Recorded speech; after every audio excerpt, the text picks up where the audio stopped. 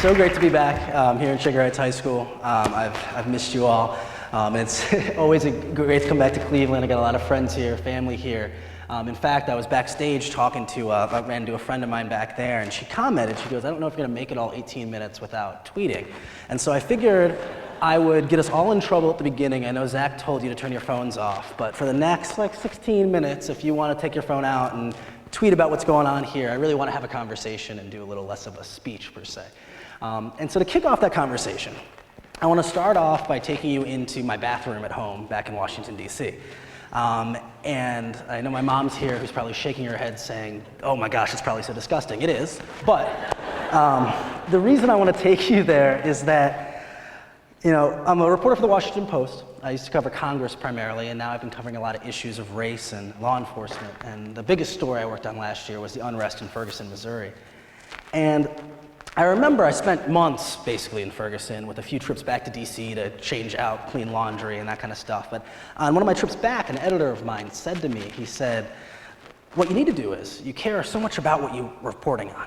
You need to pause and take a piece of paper and write on that piece of paper why you do your job every day.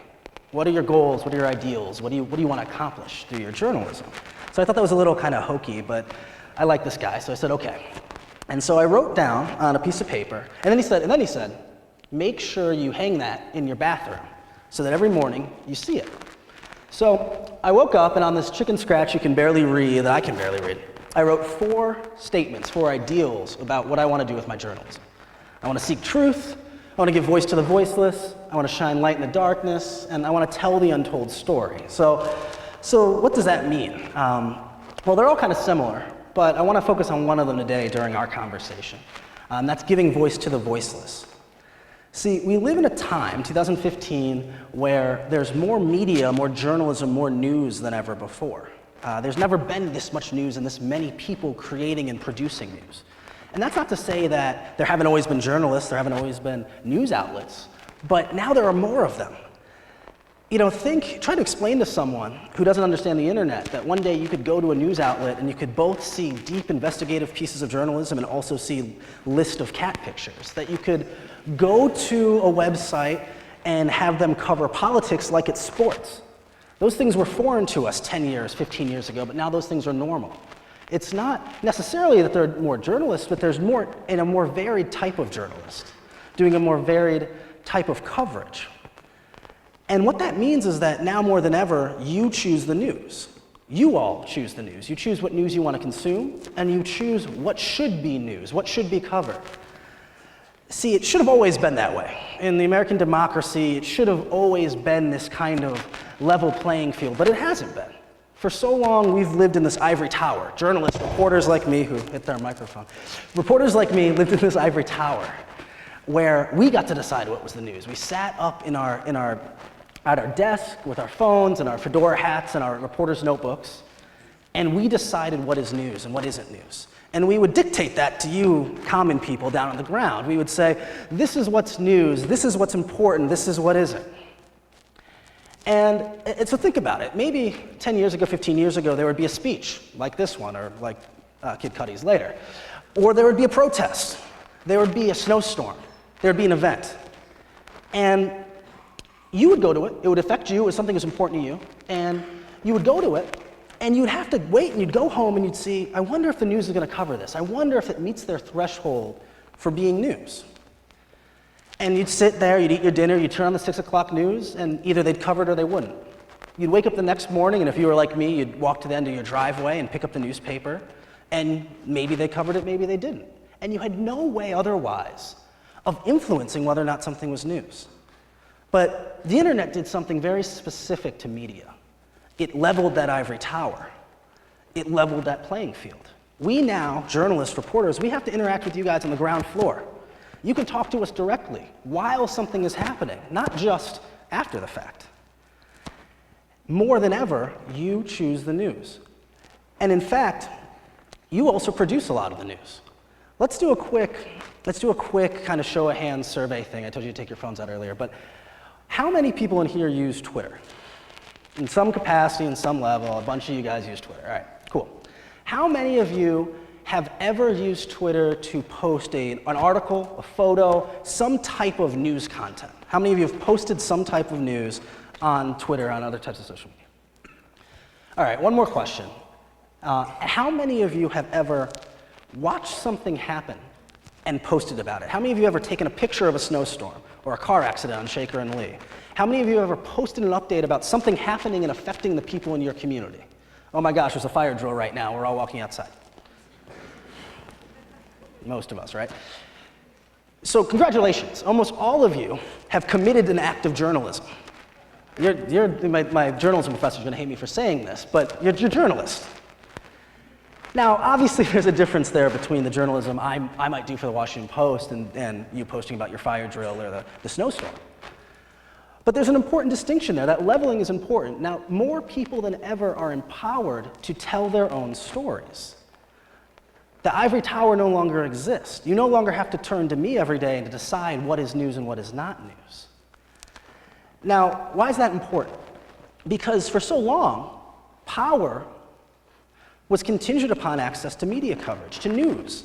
That if you had this important thing happening to you affecting your community, but you couldn't get the newspaper to write about it, you were voiceless. When I got to Ferguson, Missouri in August, one of the things that I really noticed was who I was with. So I landed and I was covering these protests. I was covering at times these riots, these press conferences. And as I looked right and left, there were always other reporters there, my friends from the LA Times, the New York Times, CNN and MSNBC. They were there. And the local reporters were there, the St. Louis Post-Dispatch, the St. Louis American, the black newspaper there, which did a great job, St. Louis Public Radio. But there was a third group of people who were almost always there, almost always telling stories. And those people were local residents. They were people who lived in Ferguson, who lived in St. Louis, and they didn't like the media coverage. They didn't like the way their city was being portrayed. They didn't like what they saw the officers doing, and they didn't trust us. So what did? They grabbed their phones, and they started tweeting. They would show up at a press conference, and they would live tweet it the same way I would. They would grab their phones, and they would live stream. They would say, we don't like this video coverage on CNN and MSNBC that just shows this burning building on repeat, so we want to give you a full 360 view. They took it amongst themselves to tell their own stories. And that's why I think it's so important. I think that's what's changed about media. It's not that we didn't want to always tell the untold story.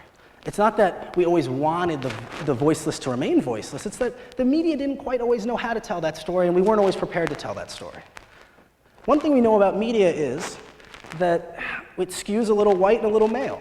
That if you're a woman, that if you're someone with a little pigment in their skin, that you might not be represented by the reporters who are working for your local newspaper or for your local television station.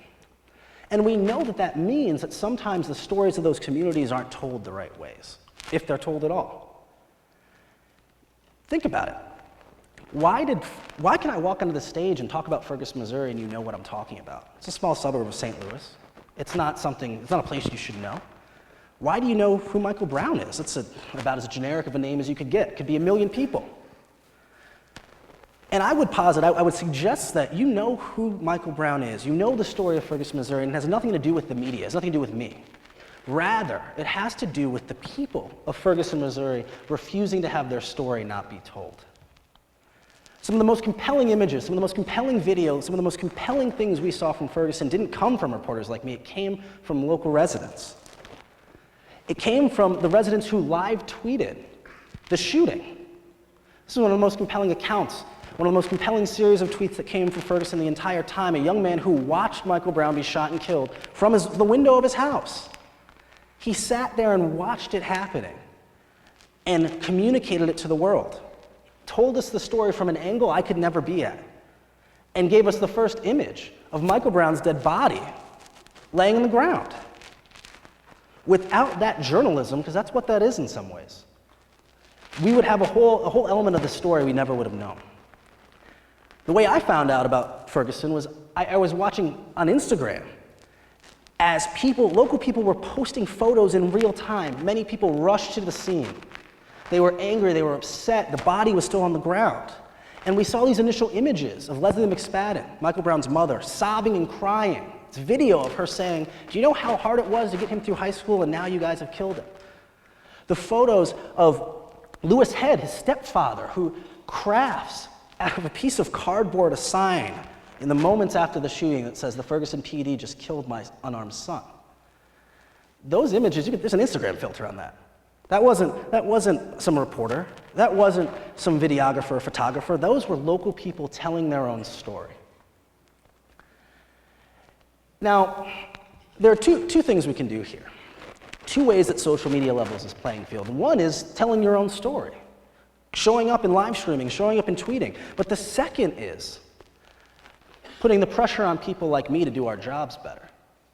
You now have access in a way you never did before. See, back in the day, if I wrote an article and you didn't like it, I came and covered your speech, I came and covered your protest, and you didn't like it, you could write a letter to the editor maybe. Maybe you could get a hold of me on my phone, but I don't answer my phone, so that you wouldn't have been able to get a hold of me that way. You might be able to show up at the newspaper office and complain. But now, I'm pretty accessible. You tweet at me and say, "Hey jerk, that's not what happened. Hey, you got this wrong. In Article 7, you misspelled my mom's name." There's a new level of accountability. In fact, if there's a protest happening, a protest breaks down in Cleveland Heights right now, and every news organization shows up but one of them, you better bet that people there are going to be tweeting at that news organization that's absent and shaming them into showing up. It levels the playing field and creates new opportunities and empowers people who otherwise could not have influenced their media coverage. We saw this happen soon after Ferguson, when there was a bomb that was detonated, a small homemade bomb outside of an NAACP office in Colorado Springs, Colorado. Now, what we know at the NAACP is that the nation's oldest civil rights organization, a history of facing threats from white supremacist terrorist groups. It's not that shocking necessarily that they might be subject to a bombing. But for some reason, no one covered this story, no one wrote about it. None of the news organizations picked it up. And so a group of local activists and then national activists, a lot of the people in Ferguson and New York, they said, this isn't going to stand. And so what they started doing is they started sending tweets.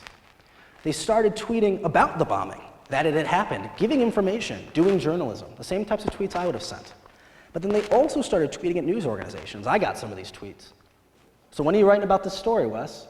Where's your article on the NAACP bombing, Wes? And within 24 hours, by that night, NAACP bombing was the #1 trending topic on Twitter in the United States of America. More people knew about the story than if all of the media had covered it in the first place. Now, why is that important? It's especially important for disenfranchised people groups whose stories might not be told otherwise. You have to remember, the first stories about Trayvon Martin weren't written for weeks until after he'd been killed. People are empowered now to influence their media in a way they never have been before. Now, since I've been beaten up on my colleagues and friends in the media for so long, I'm going to tell you something we do right. Sometimes we get a good story and we tell it well. So this story was so moving last week. This 56-year-old man in Detroit, Michigan, who walks 21 miles to work every day. The Detroit Free Press did this remarkable piece on him. So well written, prose. They did a great video showing his commute and a graphic showing where he has to go, the bus he has to get on, how he has to walk. Back in the day, people would have read it. I never would have seen the story. I don't live in Detroit. People would have picked it up in Detroit. They would have read the article. They would have said, that's really too bad about that guy. Maybe a few local church groups would have passed a hat around and tried to send him some money. Maybe the local city council would have said, we're going to name a day after this guy. We're going to have a big soup dinner for him, and it's going to be great. And then a week later, he would have gone back to walking 21 miles to work every day. But not anymore. Hours after this story was posted, this front page story, Detroit Free Press, dozens of other media organizations picked it up. It was covered nationally and in some ways internationally. Within 24 hours, over $300,000 had been raised for this man by a campaign started by a 19-year-old from Michigan. What the internet has done, what social media has done, what the world we live in now allows for us to do is not only tell the untold story, and that's what this was, a great untold story, but it also helps us to do something about it, and helps you to do something about it. It empowers you. So what does this all mean? What's the takeaway? What matters about this? Well, it means two things. First, it means to people like me, to my colleagues out there, to reporters, we gotta do our jobs. And the pressure's on us to do our jobs in a way it never has been before.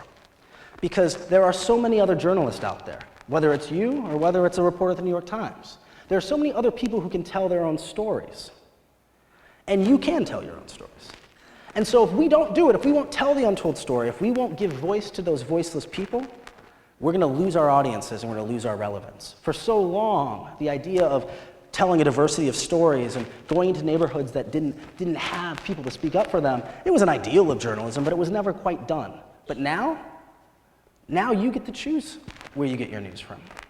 And so it's imperative and incumbent upon us as news organizations to, like I said, do our jobs, to give voice to those people who are voiceless. And what does that mean for you? It means two things. First of all, it means you need to keep up that pressure. You need to tell us what stories we're supposed to be covering. I'm in Cleveland for 24 more hours. Tweet at me and tell me what story I should be writing in the next 24 hours. Tell me what untold story, what voiceless person I should be empowering. Because you now have that power. You're my assignment editor in a way you never were before.